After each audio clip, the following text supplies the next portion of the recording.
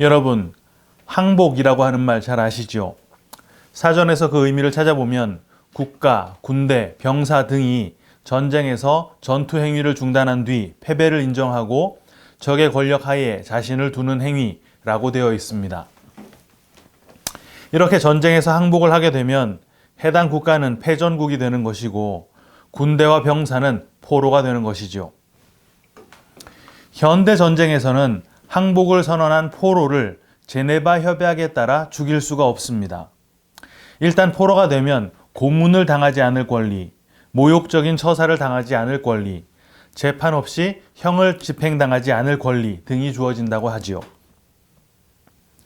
테러범들에 대해서도 이런 동등한 권리를 줘야 하는가에 대한 논란이 있습니다만 전 세계 대부분의 국가들이 이 제네바 협약을 따르고 있습니다. 하지만 실제 전장에서는 포로를 죽이는 일들이 암암리에 자주 펼쳐진다 그래요. 방금까지 우리 편에게 총을 쏴대던 그 적군이 위기에 놓이게 되자마자 돌연 총을 버리고 항복을 한 상황에 그때까지 아군의 사상자가 없었다고 한다면 그나마 그 항복 선언을 받아주겠지만 그 적군의 총에 아군이 그것도 동고동락하던 전우가 전사한 이후라고 한다면 그 항복 선언 무시하고 보복하고 싶은 마음이 생기지 않겠어요? 그래서 전쟁 영화 같은 것을 보다 보면 서로 간에 많은 사상자를 내면서 치열하게 전투를 하다가 한쪽이 손을 들고 투항을 해도 승기를 잡은 쪽에서 뭐라고? 안 들려 라고 하면서 사살해버리는 장면들이 종종 나옵니다. 전쟁의 잔혹함과 인간의 본성을 고발하고 그려내려는 감독들의 의도가 반영된 것이겠지요. 오늘 나누려고 하는 말씀은 베드로를 사탄이라고 지칭하시면서 야단을 치신 그 장면에 대해 함께 나누려고 합니다.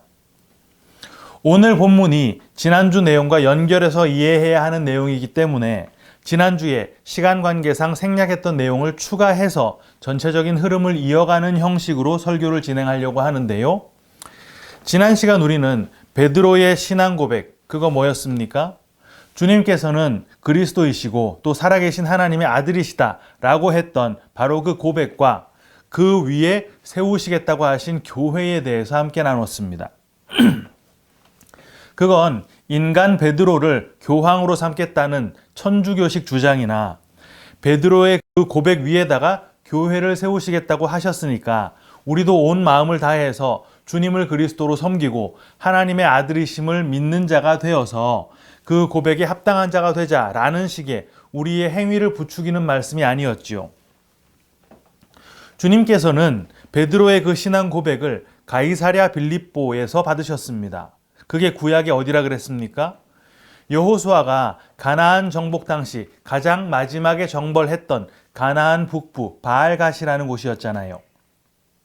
그러니까 구약 당시 여호수아의 가나안 정복 전쟁은 단순히 선민이 약속의 땅에 정착하기 위해서 이방을 몰아냈던 그런 사건이 아니라 그 이방을 구원의 영역으로 이끌어내시는 주님의 구속사역의 모형이었던 것이고 그걸 예수님께서 갈릴리 북부지방 이방사역의 행보와 여호수아의 가나안 북부 정복 전쟁을 겹쳐지게 함으로 통해서 보여주신 것이다 그랬습니다. 다시 말해 이방의 구원에 반드시 선행이 되어야 하는 것이 바로 진멸당함이었다는 것이었어요. 그런데 사실 이스라엘의 12지파 중에는 마치 이방이 진멸당하듯이 가나안의 기업을 받을 수 없도록 멸절되었어야 했던 지파가 있었습니다. 그게 바로 시므온 지파와 레위 지파였죠. 창세기 49장 5절부터 읽어드리겠습니다. 시므온과 레위는 형제요 그들의 칼은 폭력의 도구로다. 내 호나 그들의 모의에 상관하지 말지어다. 내 영광아 그들의 집회에 참여하지 말지어다. 그들이 그들의 분노대로 사람을 죽이고 그들의 혈기대로 소의 발목 힘줄을 끊었음이로다. 그 노여움이 혹독하니 저주를 받을 것이요 분기가 맹렬하니 저주를 받을 것이라. 내가 그들을 야곱 중에서 나누며 이스라엘 중에서 흩으리로다. 이건 야곱이 죽기 전에 그 12 아들들의 이름을 일일이 거명하면서 축복할 그 당시의 기록을 써놓은 것인데요. 다른 아들들에게는 축복을 예언해 줬었지만 이 시므온과 레위에게는 읽어드렸던 것처럼 축복이 아닌 저주를 선언했습니다. 그 이유는 잘 아시는 대로 야곱의 딸 디나가 세겜에게 강간당했던 그 사건에서 기인됐었죠. 세겜이 디나와 결혼을 하기 위해서 세겜의 모든 남자들이 할례를 받게 됐을 때 시므온과 레위가 칼을 차고 들어가 기습을 해서 성의 모든 남자들을 다 죽였던 사건이었습니다. 바로 그 사건 때문에 야곱은 시므온과 레위가 이스라엘 중에서 흩어질 것을, 다른 말로 하자면 쇠락하고 멸절될 것을 예언했던 것이었어요. 실제 야곱의 그 예언은 성취가 되었습니다. 레위 지파는 지난주에 언급되었던 것처럼 가나안 땅을 기업으로 받지 못하게 됐죠. 시므온 지파도 그 수가 점점 쇠락하게 됐습니다. 민수기 1장 23절부터 보면요.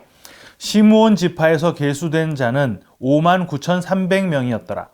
네, 이렇게 최초 출애굽 당시에 시므온 지파의 인원이 거의 6만 명에 육박을 했습니다.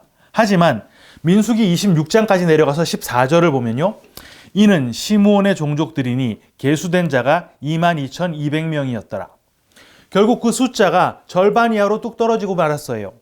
그러면서 백성 중에서 흩어지게 될 것이다 라고 했던 그 저주가 시므온 지파에게 임하게 된 것입니다. 그러니까 시므온 지파는 이스라엘 12지파 중에 한 지파이긴 했지만 그 본성과 행실이 이방인과 방불한 존재였고 실제 그들의 결국 역시 진멸당했어야 하는 이방인의 최후와 동일하게 그려져 있는 거예요. 그렇게 쇠락하고 멸절당하는 것으로 그려져 있다는 말입니다. 그런데 계시록으로 가보면 그런 시므온과 레위 지파가 구원의 수에 포함되어 기록이 되어 있는 거예요. 요한계시록 7장 7절 상반절, 시므온 지파 중에 12,000이요 레위 지파 중에 12,000이요. 레위 지파는 어떻게 구원의 영역으로 들어오게 된 것이라 그랬습니까? 지난주에 확인했었죠. 여호수아 13장 13절. 오직 레위 지파에게는 모세가 기업을 주지 아니하였으니 이는 그들에게 말씀하신 것과 같이 이스라엘의 하나님 여호와께서 그들의 기업이 되심이었더라. 그리고 시므온 지파는 유다 지파의 기업을 함께 나눠 가지게 됩니다. 여호수아 19장 9절. 시므온 자손의 이 기업은 유다 자손의 기업 중에서 취하였으니 이는 유다 자손의 분깃이 자기들에게 너무 많으므로 시므온 자손이 자기의 기업을 그들의 기업 중에서 받음이었더라. 실제 여호수아가 마지막으로 진멸시켰던 가나안의 그 땅 바알갓, 신약에서의 그 가이사랴 빌립보에서 이방과 방불했던 시므온 지파, 바로 시몬이 주는 그리스도시요 살아계신 하나님의 아들이다 라고 고백을 한 것이, 그러니까 뭐라는 말이겠습니까? 이방인의 그 본성이 진멸당하고 예수님에게로 귀속되는 항복의 선언이었다는 말입니다. 그리고는 그 항복의 선언과 동시에 시몬이라고 하는 이름 대신 베드로라고 하는 이름이 주어졌던 것이죠. 그 뜻 뭐였습니까? 반석. 원래 반석은 예수님이신데 그 예수님에게 항복하고 예수님에게 붙어서, 다른 말로는 연합이 되어서 이방인과 다름없었던 그 시몬이 교회라고 하는 기업을 받게 된 것이라는 말입니다. 에베소서 1장 23절. 교회는 그의 몸이니 만물 안에서 만물을 충만하게 하시는 이의 충만함이니라. 정리하자면 베드로라고 하는 그 인간이 탁월해서 거기에 교회라고 하는 기업이 주어진 게 아니라 이방인과 다름이 없어서 이방인처럼 진멸을 당했어야 할 그 시몬이었지만 반석이신 예수 그리스도에게 연합되는 것을 통해 시몬이 베드로, 곧 반석이 된 것이고 그리스도의 몸인 교회, 다른 말로 천국이라고 하는 기업까지 받게 되었다라는 것을 우리가 지난주에 확인했다는 말입니다. 오늘 내용이 바로 거기에 붙어 있는 것인데요.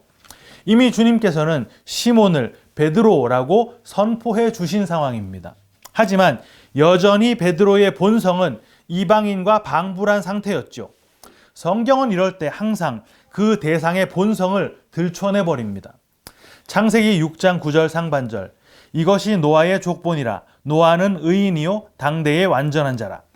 이렇게 노아는 의인이다 라는 걸 먼저 선포하고 나서 노아는 이러이러하니까 진짜 의인이야 라는 걸 증명해주고 기록해 준 게 아니라 오히려 그 노아는 한낱 죄인에 불과하다라는 것을 까발려 버리시는 거예요.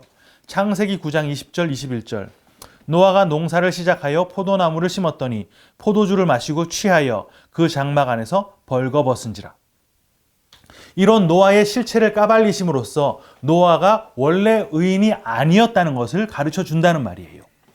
욥 역시 마찬가지입니다. 욥기 1장 1절. 우스 땅에 욥이라 불리는 사람이 있었는데 그 사람은 온전하고 정직하여 하나님을 경외하며 악에서 떠난 자더라. 그리고는 욥이 이렇게 의인이 맞다라는 걸 기록하는 게 아니라 욥기 내내 욥이 얼마나 죄인인가 하는 것을 들춰내고 기록했다는 말입니다. 오늘 본문의 베드로 역시 마찬가지죠. 너는 베드로야 라고 주님께서 선포를 해주시고서 곧바로 베드로라고 하는 존재의 실체를 드러내버리시는 것입니다.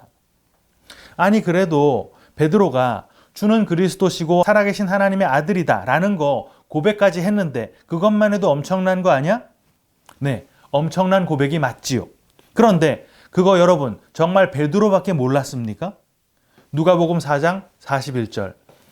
여러 사람에게서 귀신들이 나가며 소리질러 이르되 당신은 하나님의 아들이니이다. 예수께서 꾸짖으사 그들이 말함을 허락하지 아니하시니 이는 자기를 그리스도인 줄 알미러라. 예수님이 하나님의 아들이시고 그리스도라는 거 귀신들도 이미 다 아는 것이었습니다. 귀신들이 이 말 언제 한 것인데요? 쫓겨날 때 한 말 아닙니까? 항복을 선언한 것이란 말입니다. 그런데 주님께서는 그걸 말하지 못하게 하셨다는 말이에요. 그 항복 선언을 주님께서 받아주지 않았다는 말입니다. 하지만 베드로가 했던 그 항복 선언은 주님께서 받으셨고 이름을 바꿔주셨다 그랬지요. 그 자리에서 선포된 것이 뭡니까? 오늘 본문 21절인데요. 이때로부터 예수 그리스도께서 자기가 예루살렘에 올라가 장로들과 대제사장들과 서기관들에게 많은 고난을 받고 죽임을 당하고 제3일에 살아나야 할 것을 제자들에게 비로소 나타내시니 귀신과 다름없는 이방인에 불과한 그 시몬을 항복시켜 내시고 시몬의 이름을 베드로로 바꿔주시기 위해 반드시 동반되어야 하는 것, 그게 바로 예수님의 순환, 십자가다라는 말을 하고 있는 거예요. 그 즉시 베드로의 그 실체가 고스란히 드러나게 됩니다. 본문 22절. 베드로가 예수를 붙들고 항변하여 이르되 주여 그리마옵소서 이 일이 결코 주께 미치지 아니하리이다.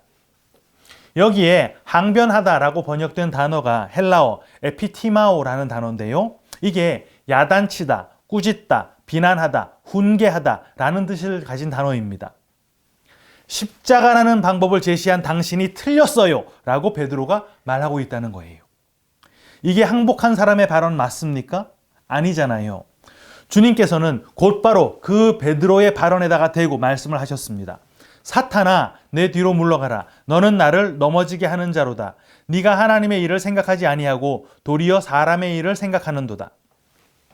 여기에 사탄이라고 번역된 헬라어가 사타나스라고 하는 단어인데요. 이게 우리가 생각하는 악마, 머리에는 뿔이 달리고 눈이 시뻘건 사탄 이런 게 아니라 반대편에 있는 자라는 뜻의 히브리어 사탄에서 유래한 단어입니다. 예컨대 철수와 영희가 서로 싸우고 있다면 철수 입장에서는 영희가 사탄인 것이고 영희의 입장에서는 철수가 사탄인 거예요. 지금 예수님께서는 십자가는 틀렸어요 라고 말하는 베드로가 서 있는 그 위치, 그 지점을 예수님의 반대편, 대척 지점인 것이다 라고 말씀을 하고 계시다는 말입니다. 그리고는 바로 그 사탄의 위치에 서 있는 베드로의 생각을 사람의 생각이라고 규정하셨어요. 이 사람의 생각이라는 것을 우리가 앞서 나눴던 표현으로 하면 뭐겠습니까? 사사기 17장 6절.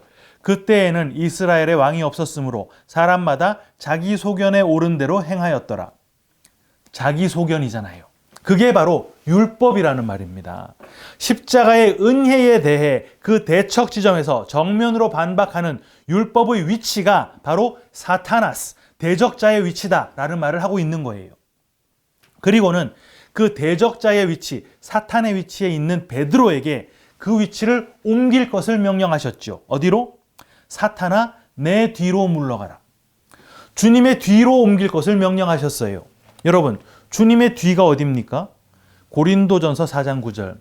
내가 생각하건대 하나님이 사도인 우리를 죽이기로 작정된 자같이 끄트머리에 두셨음에 우리는 세계 곧 천사와 사람에게 구경거리가 되었노라.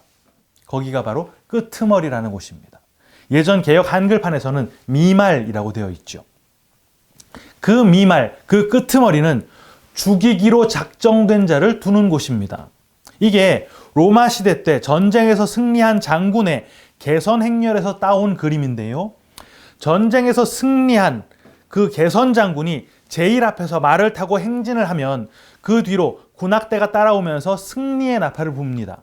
그리고 그 뒤로는 그 장군의 군대가 각종 전리품들을 가지고 따라 들어오는 것이고, 제일 뒤 그 끄트머리, 그 미말에는 생포된 포로들이 굴비 꿰듯이 긴 꼬챙이의 옆구리를 뚫려서 질질 끌려오게 되는 거예요. 그 포로들은 그렇게 끌려와서는 원형 경기장에서 사자밥으로 던져지는 것입니다. 그게 죽이기로 작정된 자들인 것이고, 그들이 서 있는 곳이 바로 미말이라는 것이죠. 율법이라고 하는 세상의 권세와 주님의 십자가의 은혜가 맞붙어 싸웠을 때 우리는 어느 편에 서 있었습니까? 예수님 편인가요? 아니었죠.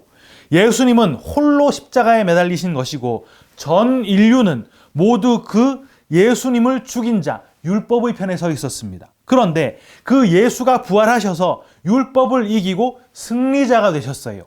그럼 그때 율법의 편에 서 있다가 그걸 바라본 자들은 어떻게 써야 맞습니까? 아, 주님이 그리스도가 맞구나. 주님은 살아계신 하나님의 아들이 맞구나. 이거 고백하고 항복을 했어야 맞잖아요. 그런데 항복을 하지 않습니다. 왜? 그 항복, 그 고백을 하도록 허락받지 못한 자들은 그 항복을 할 수 없기 때문에 그런 거예요. 귀신들이 그 항복 선언을 하려고 그랬지만 주님께서 그걸 말 못하게 하셨지 않습니까? 그들이 누굽니까, 여러분? 그렇게 십자가의 은혜가 섰는데도 끝까지 율법의 행위를 붙들고 그것으로 구원에 도달해 보겠다라고 하는 자들을 말하는 것입니다. 그들은 끝까지 그 십자가의 대척 지점에 서 있을 수밖에 없다는 말을 하는 거예요. 왜? 허락받지 못한 자들이기 때문에. 그걸 다른 말로 언약이 없는 자들, 또 다른 말로 택하심이 없는 자들이라고 하는 것입니다. 그들은 율법과 함께 영원한 죽음으로 떨어지게 되는 것이죠. 그런데 택하심을 입은 자들에게서는 무슨 수를 쓰시더라도 반드시 그 항복을 받아내신다는 말입니다. 그 과정이 지난주에 우리가 확인했던 융단 폭격을 당하는 과정인 것이고, 그 과정을 통해 성도가 마침내 주님은 그리스도가 맞구나, 저분이 살아계신 하나님의 아들이시로구나, 그 항복의 선언을 하면 그때부터 참 성도의 삶이 시작되는 것인데, 그게 뭐였다고요? 죽이기로 작정된 자의 삶, 끄트머리, 미말에 놓인 삶이 시작된다는 말입니다. 바울이 그 삶을 이렇게 설명해 주는데요. 고린도전서 4장 11절부터 읽어드립니다.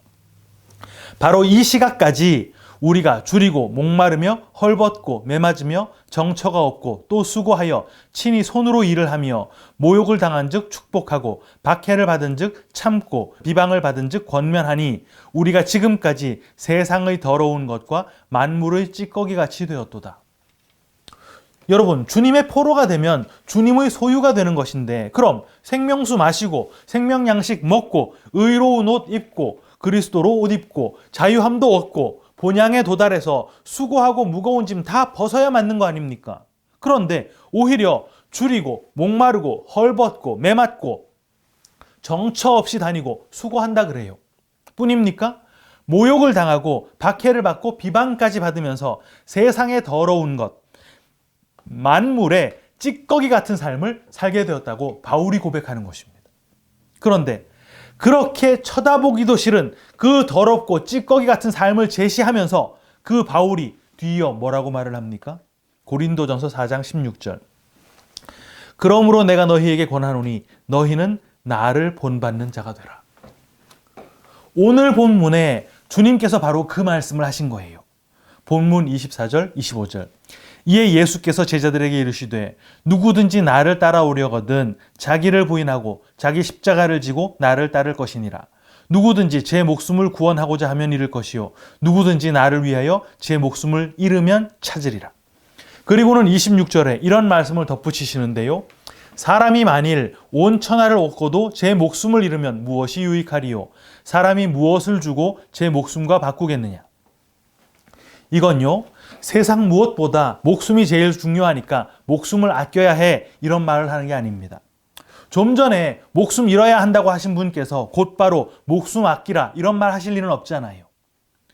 여러분, 천하, 하늘과 땅, 이게 뭡니까? 하나님을 알라고 하나님께서 주셨던 것이죠. 로마서 1장 20절. 창세로부터 그의 보이지 아니하는 것들, 곧 그의 영원하신 능력과 신성이 그 만드신 만물에 분명히 보여 알게 되나니 그러므로 저희가 핑계치 못할지니라. 하나님을 알라고 하나님의 그 능력과 신성을 담아서 제공해 주셨던 게 천지 만물, 바로 천하라는 것입니다. 그게 바로 눈에 보이지 않는 하나님을 담고 눈에 보이도록 주어진 교보제, 율법이라 그랬잖아요. 그걸 행위라는 것으로 다 지켜내서 그 행위의 열매로 손에 딱 움켜쥐게 되면 그게 바로 천하를 얻게 되는 것인데, 그렇게 천하를 얻어봐야 그 안에는 생명이 없다, 그거는 목숨을 잃는 것이다 라는 말을 하고 있는 것입니다. 사랑하는 키퍼스 처치 성도 여러분, 우리는 주님의 대척 지점에 서서 그 십자가 은혜에 대항해서 싸웠던 완악한 존재들이었습니다. 그 자리에서 도륙당에 마땅한 존재였다는 말이에요. 그런데 그런 우리에게서 그 항복 선언을 끝끝내 받아내시고서 우리를 주님의 포로로 삼아 주셨기 때문에 우리가 생명을 얻게 된 것입니다. 원래 포로들이 생명 얻습니까? 제네바 협정이 있으니까 안심이야, 그런가요? 아니지 않습니까? 고대 시대 때 그런 게 어디 있어요? 전장에서 장렬하게 싸우다 죽은 자들과 똑같이 죽기로 작정된 자들이 포로라는 말입니다. 그런데 우리가 죽었어야 할 그 최후 심판의 자리에서 개선 장군이신 예수님이 우리 목숨값 이미 십자가에서 다 지불되었다고 생명을 선언해 주시는 거예요. 그걸 구원이라고 하는 것입니다. 그 구원이 이미 우리에게 확정되어 있는 거예요. 성도는 그걸 믿고서 십자가 어깨에 둘러매고 주님의 길 끝까지 따라가는 자들인 것입니다. 우리의 그 끄트머리, 미말의 인생 끝에 놓여있는 그 영생을 바라보면서 오늘도 이 십자가의 길 또 한 발짝 더 내딛는 우리 모두가 다 되시기를 주님의 이름으로 축원합니다. 아멘.